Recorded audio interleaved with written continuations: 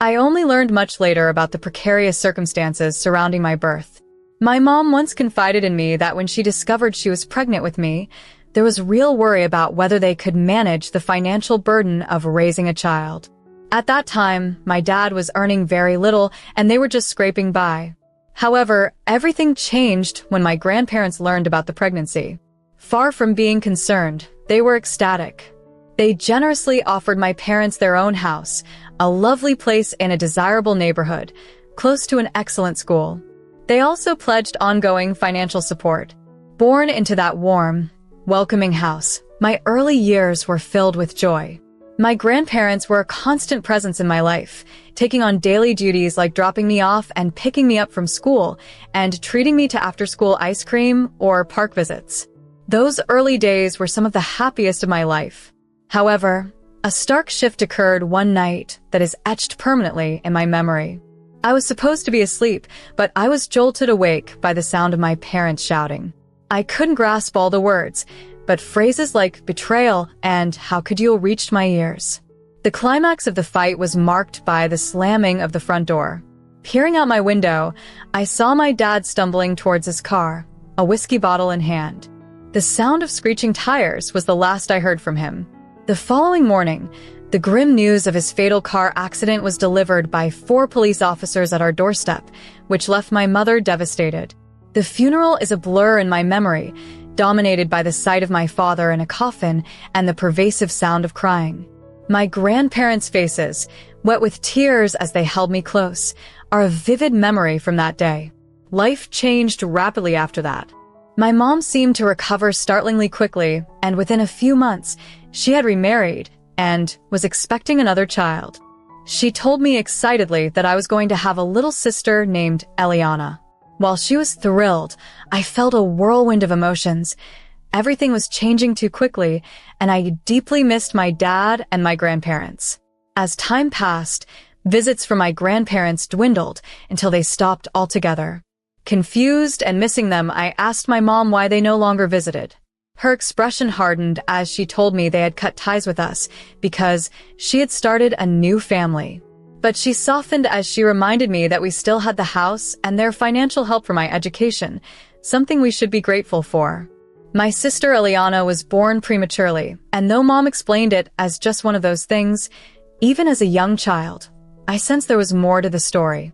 Meanwhile, my new stepfather, Daniel, made no secret of his disdain for me, often glaring at me across the dinner table. Life had shifted from a tale of joy and support to one of complexity and silent battles at home, marking a profound shift from the idyllic early days with my grandparents. Growing up, my father was a difficult man with a short temper, and our interactions were often strained.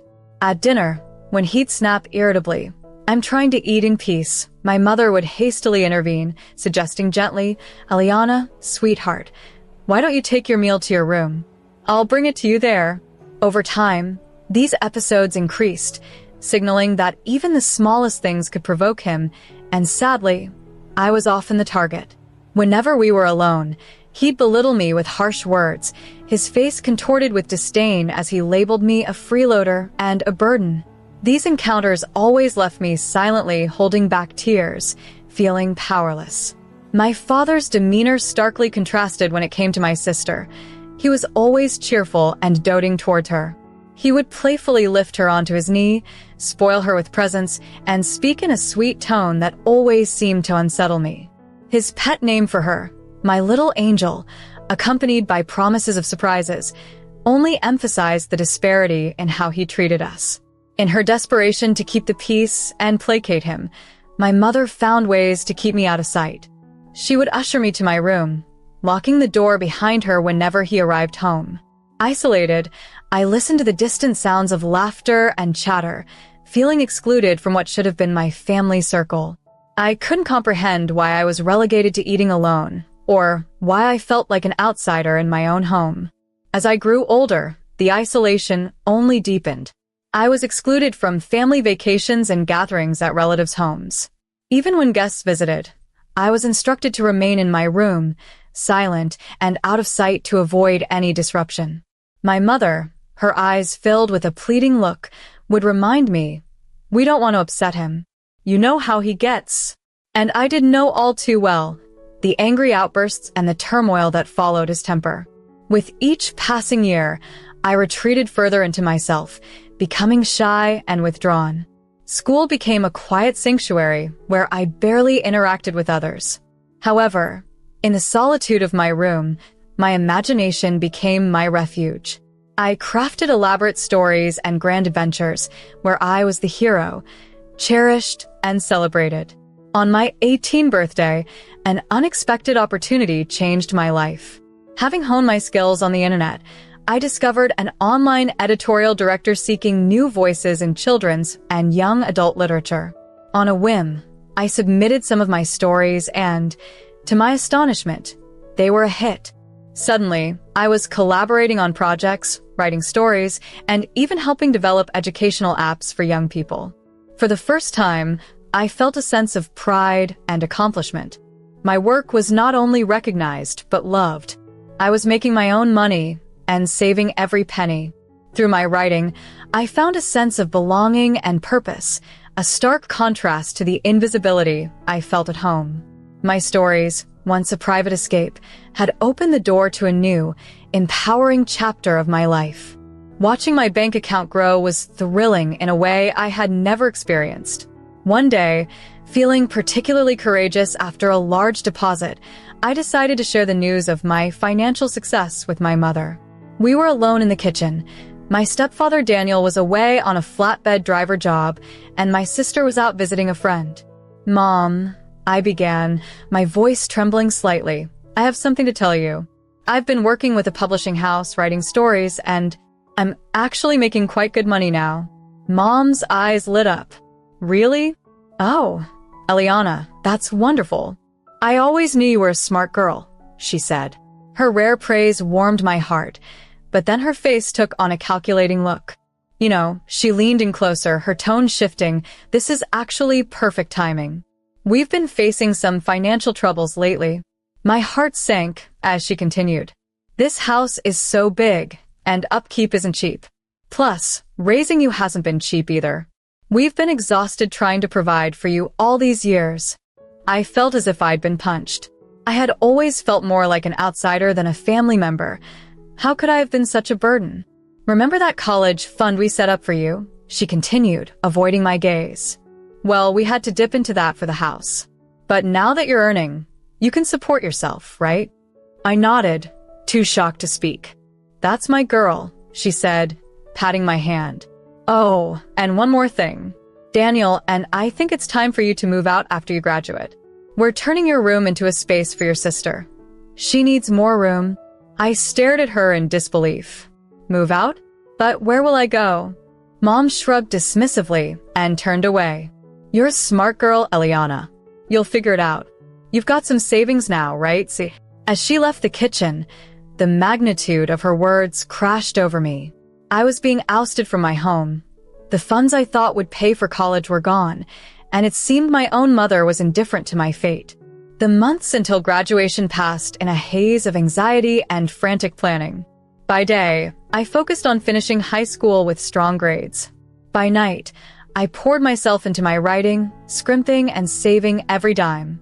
Yet no matter how I adjusted my budgets, the costs for college, tuition, living expenses, books, were overwhelming. I attempted once more to discuss college with my mother, hoping for some understanding. "Mom, I've been looking at college costs, and She cut me off. "Eliana, we've already discussed this. You're on your own now. You'll figure it out." Graduation day came and went without the sense of pride I should have felt. The following morning, my mother appeared at my door with a couple of cardboard boxes, her tone eerily cheerful. "Time to pack up, Eliana," she announced. "Your sister needs the space." As I packed, the realization that I was truly on my own sank in. My dreams of further education seemed more distant than ever, and I knew that from now on, it was up to me to shape my future. Overflowing with excitement about her new room, I packed my belongings into boxes, trying to hold back tears as I finished. When everything was ready, my mom assisted me in moving them to the front door. Standing on the porch, surrounded by my few possessions, my mom gave me a brief, awkward hug. "Good luck out there. she said before the door shut behind her. I lingered for a moment, stunned, then took a deep breath, picked up my boxes, and walked away from the only home I'd ever known.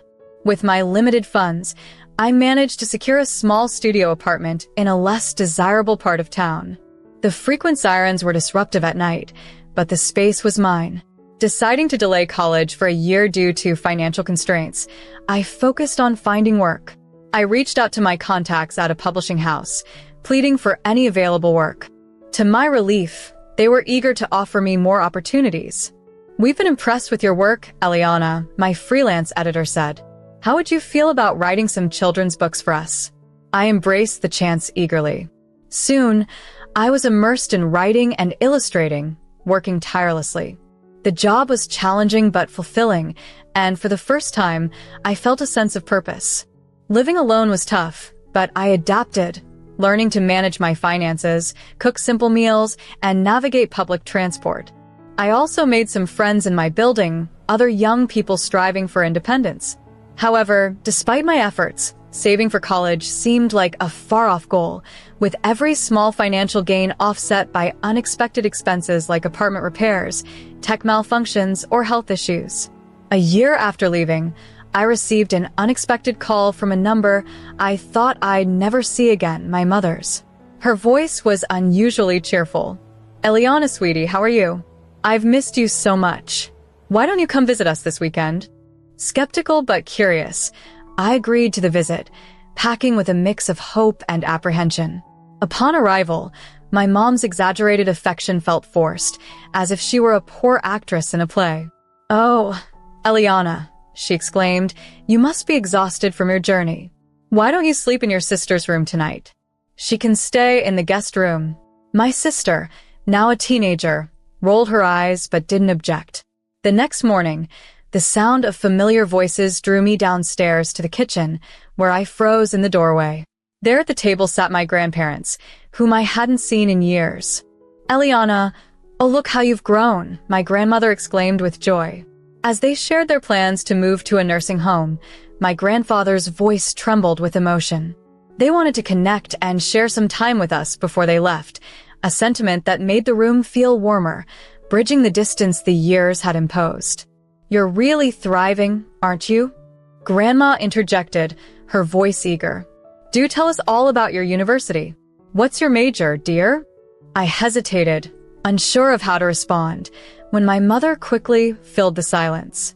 "Eliana is excelling at school. She's at the top of her class, as always," she announced with a smile. I was taken aback by how naturally the falsehoods rolled off her tongue. My grandparents beamed with pride, though their curious gazes suggested they had more questions. "That's fantastic," Grandma exclaimed. "Could we perhaps speak with Eliana alone for a while? We'd love to catch up." A flicker of panic crossed my mother's face. "Oh, I don't think that's necessary. Eliana's quite busy, aren't you, dear? In fact, we should probably start wrapping this visit up," she added hastily, diverting the conversation to other matters and hardly giving me a chance to speak. As the visit concluded, Grandma discreetly squeezed my arm and slipped me a business card. Once they were gone, my mother's demeanor shifted instantly, her warm smile replaced by a stark, indifferent look that I knew all too well. "Well, that's over," she remarked as she began to clear the table briskly. "You should probably head home now, Eliana. I'm sure you have things to do." Standing in the doorway, the business card felt like it was burning a hole in my pocket as my mother ushered me out. The warmth and affection from moments before were replaced by the familiar chill of detachment. Back in my modest apartment, I finally pulled out the business card with trembling fingers and dialed the number, my heart thumping. "Hello," came my grandmother's warm, familiar voice. "Grandma, it's Eliana," I whispered, barely holding back my emotions. We talked for a long time, her voice a comforting blend of joy and concern. Before long, we had arranged for her and Grandpa to visit me at my place the next day. Excited yet anxious, I gave them my address and then threw myself into preparing my apartment. I cleaned every nook and cranny, organized my few possessions, and even found a vase for some fresh flowers I picked up from the local store.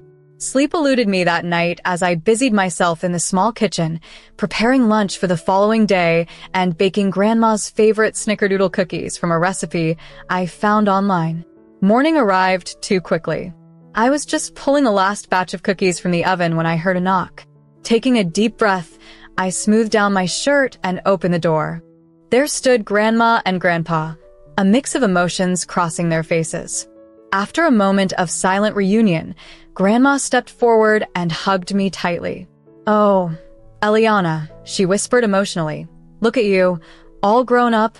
As I welcomed them into my small apartment, their eyes widened slightly as they took in the modest space, but their smiles told me they were just happy to be here, with me. Grandpa spoke slowly, his face filled with confusion. "Eliana, why are you here? Your mother told us you were still living in the old house." Before I could clarify, they began to unravel a story that would completely alter my understanding of my past.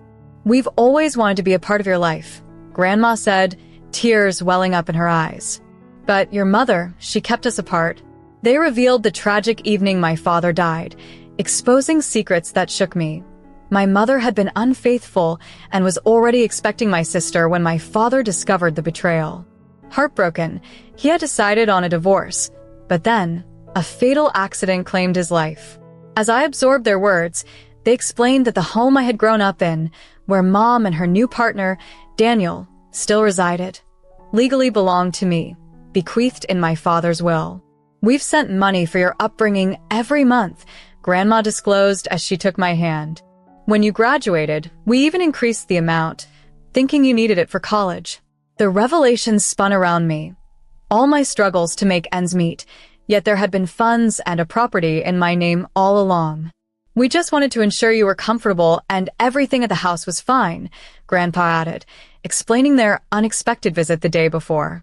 Overwhelmed, I confronted a flurry of emotions, anger, betrayal, and sorrow for the lost joys of my childhood. "I don't understand," I faltered. "All this time, there was money, a house in my name." Grandma tightened her grip on my hand. "Tell us everything, Eliana. We need to know what really happened." So, I poured out my story. I spoke of a lonely childhood, confined and hidden away, and of Daniel's hostility that made me feel like an unwelcome burden. I revealed how the funds meant for my education had been seized, how I was expelled from the home with little more than a few boxes of personal items. "I've been scraping by," I confessed, my voice cracking, "writing children's books from this tiny apartment, saving pennies for college." As my tale unfolded, shock turned to fury on my grandparents' faces. Grandpa's complexion reddened, his fists balled in anger. "This is unacceptable," he seethed. "What your mother has done, it's theft, it's abuse. We're going to make this right, Eliana. I promise you that." True to their promise, my grandparents wasted no time. They retained a top lawyer, and together we embarked on a legal battle to reclaim what was rightfully mine. The courtroom drama was intense. Mom and Daniel painted me as a wayward, ungrateful child, but the overwhelming evidence, bank records and testimonies from neighbors about my seclusion, swayed the judge. Justice ruled in my favor. Mom and Daniel were evicted from my property, and the court ordered that the misappropriated maintenance funds be repaid to me in full. Leaving the courthouse, I felt a bittersweet mix of vindication and sorrow. Yes, I had won, but at the cost of severing ties with the only family I had known, as dysfunctional as it had been. Yet a new chapter was beginning. Grandma and Grandpa were committed to rectifying the years we lost. They helped me move into my rightful home and supported me as I selected a college nearby the nursing home where they planned to move. Being close to them felt right after everything that had transpired. For the first time in a long while, life seemed almost perfect. Growing up, I often visited my grandparents, basking in their love and wisdom. We spent countless hours playing chess, watching classic films, and engaging in deep conversations. They shared stories about my father, helping to piece together the scattered fragments of my own history. However, I was learning that life could be simultaneously generous and ruthless. Just when I was starting to settle into this newfound joy with my grandparents, tragedy struck. My grandfather passed away suddenly from a heart attack, and my grandmother followed him just 3 months later. The doctors claimed it was natural causes, but I knew the heartbreaking truth. She had lost her will to live without him. Once again, I found myself alone, engulfed in grief. Having only just reconnected with them, I was just beginning to heal the wounds of my past. With their loss, I immersed myself in my studies, trying to find solace in academia, but the void was palpable every holiday and milestone I couldn't share with them. As years passed, life found a new rhythm. I graduated from college with honors and landed a prestigious job at a publishing house, the very one that had given me my first break as a teenager. With the inheritance from my grandparents, I bought a cozy apartment near my workplace, a place I could truly call my own. My financial situation improved significantly. I rented out my grandparents' house and my childhood home, which provided a steady income stream. For the first time, I felt secure, stable, and, most importantly, happy. I had a circle of friends, a fulfilling career, and a peace I had never known before. However, life always has its surprises. One Sunday afternoon, an unfamiliar number appeared on my phone, but I immediately recognized it. It was my mother's. With a mix of curiosity and apprehension, I answered. Her voice was unnaturally sweet, oozing with feigned affection. She quickly delved into a sob story about my pregnant sister, who had been abandoned by her husband. They were all crammed into a tiny apartment. My mother, her boyfriend Daniel, and my sister. They were desperate. My mother alternated between begging and crying, employing her old manipulative tactics. As she spoke, painful memories resurfaced. The lonely nights locked in my room, the years of neglect and emotional abuse, the day she kicked me out with nothing but a few boxes. She pleaded for help, claiming we were family. I responded coldly, questioning her notion of family, reminding her of her past actions. She tried to argue that it was all in the past, but I countered that the effects were present and real.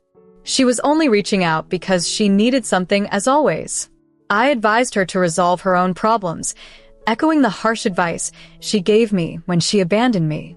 I firmly wished her luck, echoing her own dismissive words from years ago, and hung up. As I blocked her number, a tremor ran through my hand, but a sense of liberation followed. For years, I had carried the burden of her neglect.